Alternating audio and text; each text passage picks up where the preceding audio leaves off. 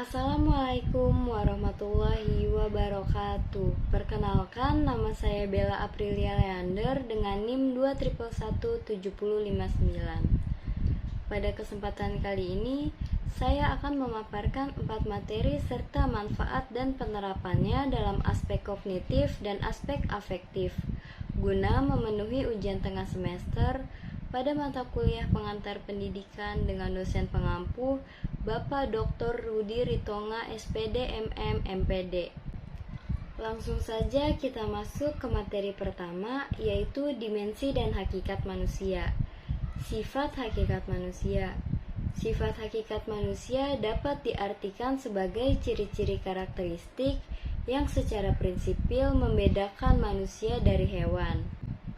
Keutuhan pengembangan dimensi hakikat manusia dapat diarahkan kepada pengembangan dimensi, yaitu yang pertama, dimensi keindividualan atau individualitas, yaitu manusia sebagai makhluk individu. Yang kedua, dimensi sosial atau sosialitas, yaitu manusia sebagai makhluk sosial. Yang ketiga, dimensi kesusilaan, yaitu manusia sebagai makhluk susila atau bermoral. Yang keempat, dimensi keberagaman, yaitu manusia sebagai makhluk religius. Dapat disimpulkan bahwa pengembangan dimensi hakikat manusia yang utuh diartikan sebagai pembina terpadu terhadap dimensi hakikat manusia, sehingga dapat tumbuh dan berkembang secara selaras. Materi kedua, landasan pendidikan dan asas-asas pendidikan.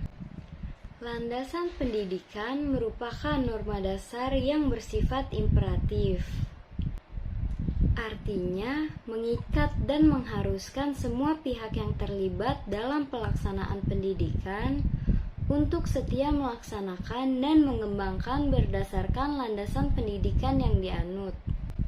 Ada 5 landasan pendidikan, yaitu landasan filosofis, landasan sosiologis, landasan kultural, landasan psikologis, landasan ilmiah, dan teknologis. Sedangkan asas-asas pendidikan merupakan suatu kebenaran yang menjadi dasar atau tumpuan berpikir, baik pada tahap rancangan maupun pelaksanaan pendidikan. Khusus di Indonesia, terdapat beberapa asas pendidikan yang memberi arah dalam merancang dan melaksanakan pendidikan itu. Di antaranya adalah asas Tutwuri Handayani, asas belajar sepanjang hayat, dan asas kemandirian dalam belajar. Materi ketiga adalah perkiraan dan antisipasi terhadap masyarakat masa depan. Perubahan zaman yang kian cepat menuntut kita untuk mempersiapkan generasi baru yang sanggup menghadapi zaman baru yang akan datang. Masa depan manusia Indonesia diarahkan kepada pembekalan kemampuan yang sangat diperlukan untuk menyesuaikan diri dengan keadaan di masa depan tersebut. Tidak semua dapat kita ikuti dalam perubahan zaman. Kita perlu memfiltrasi mana yang baik dan mana yang tidak baik. Upaya mengantisipasi masa depan adalah dengan perubahan nilai dan sikap. Nilai dan sikap memegang peranan penting dalam menentukan wawasan dan perilaku manusia. Nilai merupakan norma, acuan yang seharusnya, dan atau kaidah yang akan menjadi rujukan perilaku. Nilai-nilai luhur yang mendasari kepribadian dan kebudayaan Indonesia sebaiknya tetap dilestarikan agar terhindar dari krisis identitas. Yang pertama, pengembangan kebudayaan, dan yang kedua, pengembangan sarana dan pendidikan. Materi keempat, landasan pendidikan dan asas-asas pendidikan serta penerapannya. Sebelumnya, saya telah menjelaskan landasan dan asas-asas pendidikan. Sekarang saya akan menjelaskan tentang penerapannya dalam pendidikan. Yang pertama, pendekatan komunikasi oleh guru.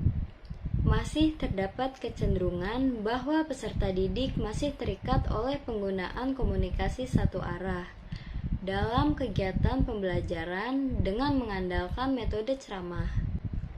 Dalam komunikasi yang demikian, pendidik menempatkan dirinya dalam kedudukan yang lebih tinggi dari peserta didik. Yang kedua, masalah tujuan belajar. Kemajuan ilmu dan teknologi yang amat pesat menuntut orang untuk belajar secara terus-menerus sepanjang hayatnya. Sehubungan dengan hal itu, tujuan belajar yang learning to know dan learning to do saja tidak cukup. Untuk itu, tujuan belajar sudah harus diperluas dengan menambahkan learning to live together. Berikutnya adalah manfaat dari keempat materi sebagai calon pendidik. Yang pertama, mengetahui berbagai konsep, prinsip, dan teori pendidikan dalam melaksanakan praktik pendidikan. Dengan demikian, calon pendidik menggali pandangan-pandangan yang bersifat teoritis. Yang kedua, mempunyai pengenalan kritis terhadap pandangan-pandangan teori pendidikan sehingga dapat memilah-milah dan menentukan teori pendidikan yang dapat dikembangkan dalam pelaksanaan pendidikan.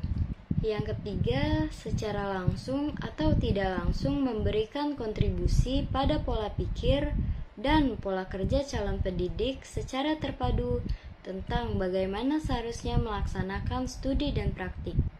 Selanjutnya, ke penerapan 4 materi dalam aspek kognitif.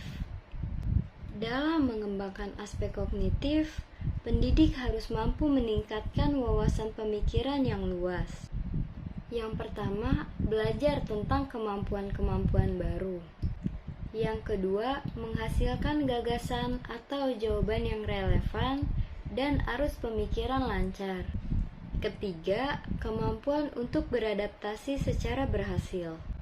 Yang terakhir, mampu memecahkan persoalan yang dihadapinya sehingga pada akhirnya ia akan menjadi individu yang mampu menolong dirinya sendiri. Penerapan 4 materi dalam aspek afektif. Dalam mengembangkan aspek afektif, pendidik melakukannya dengan yang pertama, model strategi sikap, yaitu menghadapkan siswa pada situasi yang mengandung konflik atau situasi yang problematis. Kedua, pola pembiasaan, yaitu guru menanamkan sikap positif kepada siswa melalui proses pembiasaan. Yang ketiga, modeling, yaitu pembentukan sikap melalui proses asimilasi atau proses mencontoh. Demikianlah pemaparan materi dari saya, kurang lebihnya mohon dimaafkan. Semoga bermanfaat. Wassalamualaikum warahmatullahi wabarakatuh.